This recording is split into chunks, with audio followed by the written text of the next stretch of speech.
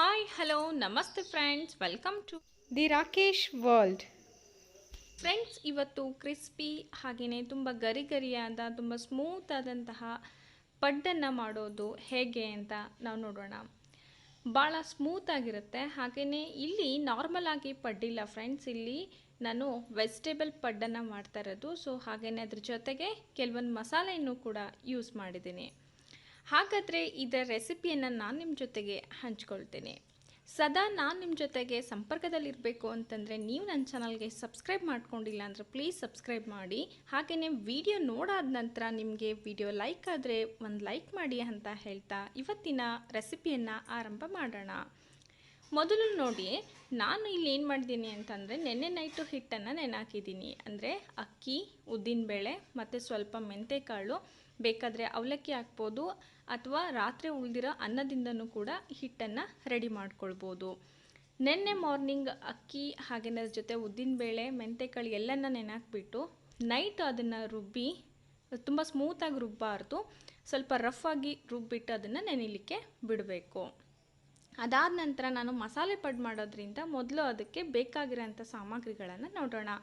ಮೊದಲು ನಾನು ಇಲ್ಲಿ ಪುದೀನ ಸೊಪ್ಪು ಹಾಗೆಯೇ ಶುಂಠಿ, ಸ್ವಲ್ಪ ಬೆಳ್ಳುಳ್ಳಿ, ಇವುಗಳನ್ನ ನಾನು ಏನು ಮಾಡ್ತಿದ್ದೀನಿ ಅಂದರೆ ಮಿಕ್ಸಿ ಮಾಡ್ಕೊಳ್ಬೇಕು. ಜೊತೆಗೆ ಒಂದು 10ರಿಂದ 12 ಹಸಿಮೆಣಸಿನ್ಕಾಯಿನೂ ಕೂಡ ಹಾಕ್ತಾಯಿದ್ದೀನಿ.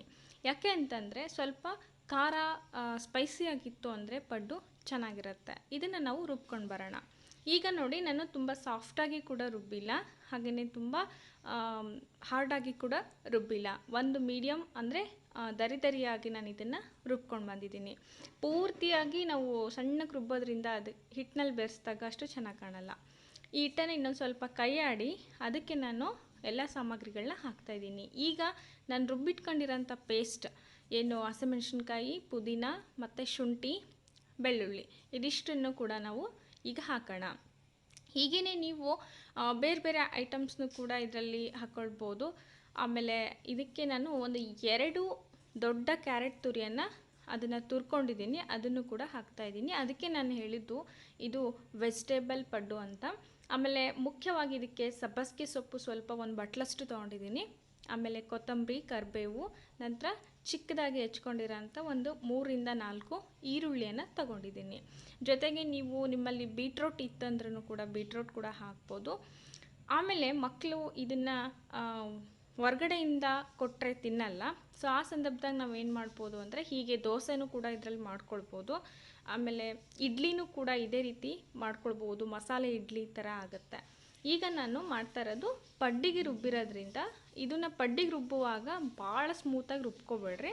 ಸ್ವಲ್ಪ ರವೆ ಇರುತ್ತೆ ನೋಡಿರಿ, ಅರ್ಧಂಬರ್ಧ ಅಂತೇಳಿ ಹೇಳ್ತೀವಿ, ಆ ಥರ ಇದನ್ನು ರುಬ್ಕೊಳ್ರಿ. ಇದನ್ನು ನಾನು ಹಾಕಿರೋಂಥ ಎಲ್ಲ ವೆಜಿಟೇಬಲನ್ನು ಕ್ಲೀನಾಗಿ ಅದು ಹೊಂದಾಣಿಕೆ ಆಗಲಿ ಅಂತ ನಾನು ಏನು ಮಾಡ್ತಿದ್ದೀನಿ, ಅದನ್ನು ಕೈ ಆಡಿಸ್ತಾ ಇದ್ದೀನಿ. ನಂತರ ಇದಕ್ಕೆ ಇನ್ನೂ ಬೇಕಾಗಿರೋಂಥ ಮಸಾಲೆ ಅಂತಂದರೆ 1 ಚಮಚದಷ್ಟು ಗರಂ ಪೌಡ್ರ್ ಹಾಕಿದ್ದೀನಿ. ಆಮೇಲೆ ಇನ್ನೊಂದು ಚಮಚ ಏನು ಮಾಡಿದ್ದೀನಿ ಅಂದರೆ ಮಸಾಲೆ ಪುಡಿನ ಹಾಕಿದ್ದೀನಿ. ಜೊತೆಗೆ ಸ್ವಲ್ಪ ಸೋಡಾ, ಕುಕ್ಕಿಂಗ್ ಸೋಡಾ ಇರುತ್ತಲ್ಲ, ಕುಕ್ಕಿಂಗ್ ಸೋಡಾ ಹಾಕಲೇಬೇಕಾಗುತ್ತೆ ಇದಕ್ಕೆ. ಆಮೇಲೆ ಇದಕ್ಕೆ ಅದು ಎಷ್ಟು ಉಪ್ಪು ಹಿಡಿಯುತ್ತಲ್ಲ ರುಚಿಗೆ ತಕ್ಕಷ್ಟು ಉಪ್ಪು, ಅಂದರೆ ನಾನು ಇಲ್ಲಿ 2ರಿಂದ 2.5 ಚಮಚ ಅಷ್ಟನ್ನು ಉಪ್ಪು ಹಾಕಿದ್ದೀನಿ. ಜಾಸ್ತಿ ಇರೋದ್ರಿಂದ ನಾನು 2ರಿಂದ 2.5 ಚಮಚದಷ್ಟು ಉಪ್ಪನ್ನು ಹಾಕಿ ಅದನ್ನು ಚೆನ್ನಾಗಿ ಮಿಕ್ಸ್ ಮಾಡ್ತಾಯಿದ್ದೀನಿ. ಈಗ ನೋಡಿ, ಅದು ಚೆನ್ನಾಗಿ ಮಿಕ್ಸ್ ಆಗಿದೆ. ಜೊತೆಗೆ ಇದಕ್ಕೊಂದು ಸ್ವಲ್ಪ ನೀವು ಸಕ್ಕರೆನೂ ಕೂಡ ಹಾಕ್ಕೊಳ್ಬೋದು, ಯಾಕಂದರೆ ಅದು ಪಡ್ಡು ಕಲರ್ ಬರುತ್ತೆ ಚೆನ್ನಾಗಿ. ಹಾಗಾಗಿ ನಾನು 1 ಚಮಚದಷ್ಟು ಇದಕ್ಕೆ ಸಕ್ಕರೆನ ಹಾಕ್ಕೊಳ್ತೀನಿ. ಆಮೇಲೆ ನಿಮಗೆ ದೋಸೆ ಕೆಂಪಾಗಿ ಬರ್ತಾ ಇಲ್ಲ ಅಂತಂದರೆ ಅದಕ್ಕೂ ಕೂಡ ಈ ಸಕ್ಕರೆಯನ್ನು ನೀವು ಮಿಕ್ಸ್ ಮಾಡ್ಕೊಳ್ಬೋದು. ಯಾವಾಗ ನೀವು ಸೋಡಾ ಆಮೇಲೆ ಸಾಲ್ಟನ್ನು ಮಿಕ್ಸ್ ಮಾಡ್ತಿರ್ತೀರಲ್ಲ, ಆ ಸಂದರ್ಭದಲ್ಲಿ ನೀವೇನು ಮಾಡಬೇಕು, ಸಕ್ಕರೆಯನ್ನು ಕೂಡ ಹಾಕ್ಕೊಳ್ಬೋದು. ಈಗ ನಾನು ಕಬ್ಬಿಣದ ಹೆಂಚನ್ನು ಇಟ್ಟಿರೋದು ಸ್ಟವ್ ಮೇಲೆ, ಅದನ್ನು ಕಾಯ್ಲಿಕ್ಕೆ ಇಟ್ಟಿದ್ದೀನಿ. ಸುಮಾರು ಒಂದು 5 ಮಿನಿಟ್ಸ್ ಆದರೂ ಅದು ಚೆನ್ನಾಗಿ ಕಾಯಬೇಕು. ಆಮೇಲೆ ಅದಕ್ಕೆ ಎಣ್ಣೆನ ಹಾಕೋಣ ಇವಾಗ. ಸೊ ಎಣ್ಣೆನ ಹಾಕಿದ ಮೇಲೆ ಒಂದು 2ರಿಂದ 3 ನಿಮಿಷ ಅದನ್ನು ಹಾಗೆ ಬಿಡಬೇಕಾಗತ್ತೆ. ಸ್ವಲ್ಪ ಅದು ಕಾಯಲಿಕ್ಕೆ ಬಿಡಬೇಕಾಗತ್ತೆ, ಯಾಕಂದರೆ ಪಡ್ಡು ಕೆಳಗಡೆ ಅಂಟಲ್ಲ. ಈಗ ನಾನ್ ಸ್ಟಿಕ್ ಆಗಿರೋದ್ರಿಂದ ನಾನ್ ಸ್ಟಿಕ್ಕು ಎಣ್ಣೆ ಹಾಕ್ತಾಯಿದ್ರು ಕೂಡ ಬರುತ್ತೆ. ಕಬ್ಬಿಣದ ಹೆಂಚು ಕೂಡ ಕೆಲವೊಂದು ಹಾಕಿ ಏನು ಮಾಡಿಟ್ಟಿರ್ತಾರೆ ಅಂದರೆ ಪಡ್ಡುಗಳು ಸರಿಯಾಗಿ ಎದ್ದೇಳೋದೇ ಇಲ್ಲ. ಆವಾಗ ನಾವು ಎಣ್ಣೆನ ಕಾಯಕ್ಕೆ ಇಟ್ಬಿಟ್ಟು ಒಂದು ಸ್ವಲ್ಪ ಬಿಟ್ಟಾಗ ಚೆನ್ನಾಗಿ ಅದು ಪಡ್ಡು ಬರುತ್ತೆ. ಈಗ ನಾನು ಸ್ವಲ್ಪ ಸ್ವಲ್ಪನೇ ಏನು ಮಾಡ್ತಾಯಿದ್ದೀನಿ, ಪಡ್ಡನ್ನು ಹಾಕ್ತಾಯಿದ್ದೀನಿ. ಈ ತುಂಬ ಹಾಕೋದ್ರಿಂದ ಏನಾಗುತ್ತೆ, ಒಳಗಡೆ ಚೆನ್ನಾಗಿ ಬೆಂದಿರಲ್ಲ. ಅದಕ್ಕೆ ನಾವು ಅದನ್ನು ಆಫ್ ಹಾಕಬೇಕಾಗತ್ತೆ. ಏನು ಹೋಲ್ ಕೊಟ್ಟಿರ್ತಾರಲ್ಲ ಅದು ತುಂಬ ಹಾಕ್ಲಾರ್ದಂಗೆ ಆಫ್ ಕೊಟ್ಟರೆ ಸಾಕು. ಆಮೇಲೆ ನಿಮ್ಮ ಸ್ಟವ್ ಫ್ಲೇಮ್ ಏನಿದೆ ಅಲ್ಲ ಅದನ್ನು ಒಂದು ಮೀಡಿಯಮ್ ಲೆವೆಲ್ನಲ್ಲಿ ಇಡ್ರಿ. ತುಂಬ ಹೈ ಫ್ಲೇಮಲ್ಲಿ ಇಟ್ಟರೆ ಸೀದೋಗ್ಬಿಡುತ್ತೆ. ಲೋ ಫ್ಲೇಮಲ್ಲಿ ಇಟ್ಬಿಟ್ರೆ ಚೆನ್ನಾಗಿ ಬೇಯಲ್ಲ. ಹಂಗಾಗಿ ಒಂದು ಮೀಡಿಯಮ್ ಲೆವೆಲ್ನಲ್ಲಿ ಸ್ಟವ್ ಫ್ಲೇಮನ್ನು ಇಟ್ಟರೆ ಪಡ್ಡೇನಾಗುತ್ತೆ ಅಂದರೆ ಚೆನ್ನಾಗಿ ಸ್ಮೂತಾಗಿ ಬೇಯುತ್ತೆ ಒಳಗಡೆ. ಆಮೇಲೆ ಒಳಗಡೆ ಅದು ಹಿಟ್ಟಿರೋದ್ರಿಂದ ಚೆನ್ನಾಗಿ ಬೇಯ್ತದೆ. ಆಮೇಲೆ ನೀವು ಅದನ್ನು ಹಾಕಿದಾಗ ಮೇಲೆ ಒಂದು ಲಿಡ್ಡನ್ನು ಕ್ಲೋಸ್ ಮಾಡಬೇಕು. ಸೊ ಕ್ಲೋಸ್ ಮಾಡೋದ್ರಿಂದ ಬೇಗನೆ ಬೇಯುತ್ತೆ. ಆಮೇಲೆ ಸುತ್ತು ಕೂಡ ಚೆನ್ನಾಗಿ ಬೇಯುತ್ತೆ. ಈಗ ಅರ್ಧ ಬೆಂದಿದೆ. ಇದನ್ನು ನಾವು ಟರ್ನ್ ಮಾಡಿ ಇನ್ನೊಂದು ಸೈಡು ಬೇಯಿಸೋಣ. ನೋಡಿ, ಈ ಥರ ಗೋಲ್ಡನ್ ಬ್ರೌನ್ ಕಲರ್ ಬರೋವರೆಗೂ ಬೇಯಿಸ್ಬೇಕು. ತೀರಾ ಸೀಸೋದ್ರಿಂದ ಅಷ್ಟು ಟೇಸ್ಟ್ ಅದು ಹೊರಟೋಗ್ಬಿಡುತ್ತೆ. ವೆಜಿಟೇಬಲ್ ಹಾಕಿರೋದ್ರಿಂದ ಭಾಳಷ್ಟು ಸೀಸಬಾರ್ದು. ಒಂದು ಲೆವೆಲಿಗೆ ಬ್ರೌನ್ ಕಲರ್ ಬರೋವರೆಗೂ ಅದನ್ನು ಬೇಯಿಸಿದ್ರೆ ಸಾಕು. ಈಗ ಅದಕ್ಕೊಂದು ಸ್ವಲ್ಪ ಮೇಲೆ ನಾನು ಎಣ್ಣೆನ ಹಾಕ್ತಾಯಿದ್ದೀನಿ. ಈ ರೀತಿ ಮಾಡ್ಕೊಡೋದ್ರಿಂದ ಮಕ್ಕಳಿಗೆ ಏನೋ ಬೇರೆ ವೆರೈಟಿ ಐಟಮ್ ತಿಂದಂಗೆ ಅನಿಸುತ್ತೆ. ಹಾಗಾಗಿ ನೀವು ಇದನ್ನು ಟ್ರೈ ಮಾಡಿ. ಪಡ್ಡು ಮಾಡ್ತಾರೆ ಸಹಜವಾಗಿ. ಅದಕ್ಕೆ ಯಾವುದೇ ಐಟಮ್ಸ್ ಹಾಕ್ಲಾರ್ದಂಗೆ ಮಾಡೋದಕ್ಕೂ ಇದನ್ನು ಮಾಡೋದಕ್ಕೂ ಭಾಳಷ್ಟು ವ್ಯತ್ಯಾಸ ಇರುತ್ತೆ. ಹಾಗಾಗಿ ಇದು ಭಾಳ ಟೇಸ್ಟಾಗಿರುತ್ತೆ. ಆಮೇಲೆ ನಮ್ಮ ಹೆಲ್ತಿಗೂ ಕೂಡ ಒಳ್ಳೆಯದು. ಇದಕ್ಕೆ ನೀವು ಬೇರೆ ಬೇರೆ ಒಂದು ವೆಜಿಟೇಬಲ್ನು ಕೂಡ ಆ್ಯಡ್ ಮಾಡ್ಕೊಳ್ಬೋದು. ಲೈಕ್ ಸೌತೆಕಾಯಿ ಆ್ಯಡ್ ಮಾಡ್ಬೋದು, ಮೆಂತ್ಯ ಸೊಪ್ಪಿದ್ರೆ ಅದನ್ನು ಕೂಡ ಆ್ಯಡ್ ಮಾಡ್ಕೊಳ್ಬೋದು. ಚಿಕ್ಕದಾಗಿ ಹೆಚ್ಚಿಬಿಟ್ಟು ಅದನ್ನು ಕೂಡ ಹಾಕ್ಕೊಳ್ಬೋದು. ಬೀಟ್ರೋಟ್ ಹಾಕ್ಕೊಳ್ಬೋದು. ಹಂಗೆ ಹಾಕೋದ್ರಿಂದ ಮಕ್ಕಳು ಹೊರಗಡೆ ತಿಂದೇ ಇದ್ರೂ ಕೂಡ ಒಳಗಡೆ ಅದು ಗೊತ್ತೇ ಆಗಲ್ಲ, ಬೆಂದಿರುತ್ತೆ, ಸಂಪೂರ್ಣವಾಗಿ ಬೆಂದಿರುತ್ತೆ, ಗೊತ್ತೇ ಆಗಲ್ಲ, ಅದರಲ್ಲಿ ತಿಂದ್ಬಿಡ್ತಾರೆ. ಇವಾಗ ನಾನು ಏನು ಮಾಡ್ತೀನಿ ಅಂದರೆ ಇನ್ನೊಂದು ಸ್ವಲ್ಪ ಅದನ್ನು ತಿರುಗಿಸಿ ಹಾಕ್ತಾಯಿದ್ದೀನಿ. ಯಾಕೆ, ಸ್ವಲ್ಪ ರೋಸ್ಟಾಗಿ ಬರಲಿ ಅಂತ. ಅಲ್ಲೂ ಕೂಡ ನಾವು ಮೀಡಿಯಮ್ ಫ್ಲೇಮ್ ಇಟ್ಕೊಂಡೇ ಮಾಡಬೇಕು. ಹೈ ಫ್ಲೇಮ್ ಇಟ್ಕೊಂಡು ಮಾಡಿದ್ವಿ ಅಂದರೆ ಏನಾಗುತ್ತೆ, ಅವಾಗ ಸೀದೋಗ್ಬಿಡ್ತವೆ.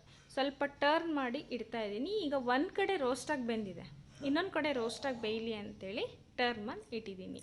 ನೀವು ಕೂಡ ಈ ಟಿಪ್ಪನ್ನು ಅನುಸರಿಸಿ. ಮನೇಲಿ ಎಲ್ಲರೂ ಕೂಡ ಇಷ್ಟಪಡ್ತಾರೆ. ಈಗ ಇದು ರೆಡಿಯಾಗಿದೆ. ಇಷ್ಟು ಬೆಂದರೆ ಸಾಕು. ಇದನ್ನು ನಾವೊಂದು ಪ್ಲೇಟಿಗೆ ತೆಗೆದುಬಿಡೋಣ. ಮೋರೋವರ್ ಏನಾಗುತ್ತೆ ಅಂದರೆ ಮಧ್ಯದಲ್ಲಿರುತ್ತಲ್ಲ, ಮಧ್ಯದಲ್ಲಿ 3 ಏನು ಹೋಲ್ ಇರ್ತಾವಲ್ಲ ಅಲ್ಲಿ ಬೇಗ ಬೇಯುತ್ತೆ. ಸೈಡಿಗಿರೋದನ್ನು ಬೇಗ ಬೇಯೋಕ್ಕಾಗಲ್ಲ. ಫಸ್ಟ್ ಏನು ಮಾಡಿ ಅಂದರೆ ಸೈಡಿಗಿರೋದನ್ನು ಹಾಕ್ಕೊಳ್ರಿ. ಆಮೇಲೆ ಮಧ್ಯೆ ಇರೋದನ್ನು ನಂತರ ಹಾಕ್ಕೊಂಬಿಡ್ರಿ ಪಡ್ಡನ್ನು. ಆವಾಗ ನಿಮಗೆ ಅದನ್ನು ಕೂಡ ಬೇಯುತ್ತೆ, ಇದನ್ನು ಕೂಡ ಬೇಯುತ್ತೆ. ಸೆಕೆಂಡ್ ಟ್ರಿಪ್ ಕೂಡ ನಾನು ಹಾಕ್ತಾಯಿದ್ದೀನಿ ನೋಡ್ರಿ. ಯಾವಾಗಲೂ ಹಾಕೋ ಟೈಮಿಗೆಲ್ಲ ಸ್ವಲ್ಪ ಎಣ್ಣೆ ಹಾಕೋದ್ರಿಂದ ಟೇಸ್ಟ್ನೂ ಕೂಡ ಬೇರೆ ಆಗುತ್ತೆ. ಚೆನ್ನಾಗಿ ಅದು ಅಂಟ್ಕೊಳ್ಳಾರ್ದಂಗೆ ಎದ್ದೇಳ್ತವೆ ಅಲ್ವಾ. ಈಗ ಅದೇ ಒಂದು ಸೈಜ್ನಲ್ಲೇ ನಾನೀಗ ಹಾಕ್ತಾಯಿದ್ದೀನಿ. ಸೊ ಅದೇ ಪ್ಯಾಟ್ರನ್ನೇ ನಾನು ಈಗ ಯೂಸ್ ಮಾಡ್ತೀನಿ.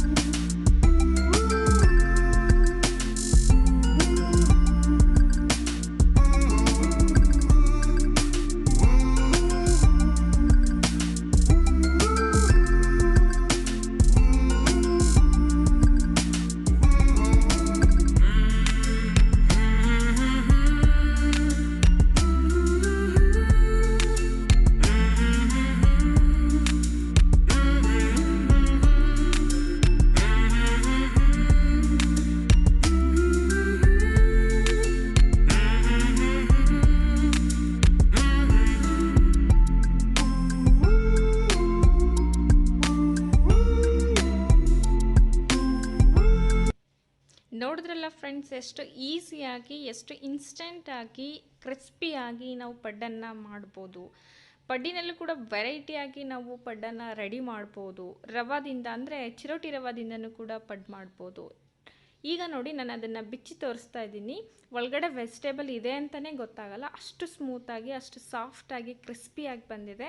ಹಾಗಾದರೆ ಅದನ್ನು ಸ್ವಲ್ಪ ಟೇಸ್ಟ್ ಮಾಡಿ ನೋಡೋಣ. ಇದಕ್ಕೆ ನಾವು ಆ ಸಾಸ್ ಕೂಡ ಹಚ್ಕೊಂಡು ತಿನ್ಬೋದು. ಚಿಕ್ಕ ಮಕ್ಕಳಿಗೆ ಸಾಸ್ ಕೂಡ ಹಚ್ಕೊಡ್ಬೋದು. ಇಲ್ಲ ಅಂತಂದರೆ ನಾವು ಕೊಬ್ಬರಿ ಚಟ್ನಿ ಮಾಡಿರ್ತೀವಲ್ಲ ನಾರ್ಮಲಾಗಿ, ಆ ಕೊಬ್ಬರಿ ಚಟ್ನಿಯನ್ನು ಕೂಡ ಹಚ್ಕೊಂಡು ತಿನ್ಬೋದು. ತುಂಬ ಟೇಸ್ಟಾಗಿ ಬಂದಿದೆ. ಈ ವಿಡಿಯೋ ಲೈಕ್ ಆದರೆ ಒಂದು ಲೈಕ್ ಮಾಡಿ, ಹಾಗೆಯೇ ಎಲ್ಲ ಫ್ರೆಂಡ್ಸ್ಗೂ ಕೂಡ ಶೇರ್ ಮಾಡಿ ಅಂತ ಹೇಳ್ತಾ